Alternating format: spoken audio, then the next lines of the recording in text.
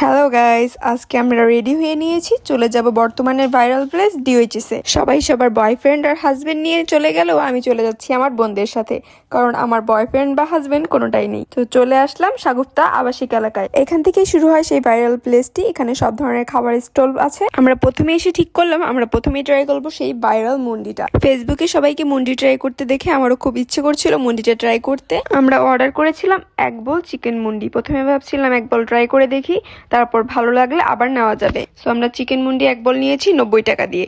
বানানোর ধরন আর ফেসবুকের এত রিভিউ দেখে ভেবেছিলাম খাবারটা হয়তো খুবই টেস্টি, কিন্তু খাওয়ার পরে আমার রিয়াকশনটা ছিল খুবই বাজে। মানে এর থেকে বাজে জিনিস হয়তো আমি খাইনি। এখানে খুব বাজে একটা শুটকির ফ্লেভার পাওয়া যাচ্ছিল, তার জন্য আমরা কেউ এটা খেতে পছন্দ করিনি।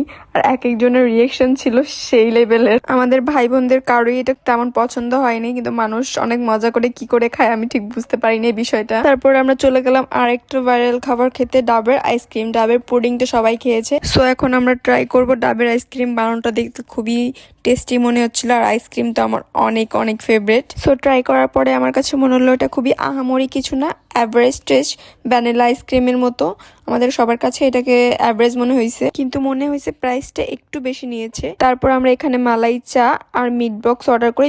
দুই দোকান থেকে অর্ডার করেছিলাম। মালাই চায়ের টেস্টটা আমার কাছে মোটামুটি ভালোই লেগেছে, আর শীতের মধ্যে চা খেতে খুব ভালোই লাগে। পরে আমার বোন মুড়ি মঞ্চ নামের এক দোকান থেকে একটা আচারি ফ্লেভারের মুড়ি নিয়ে নিয়েছিল।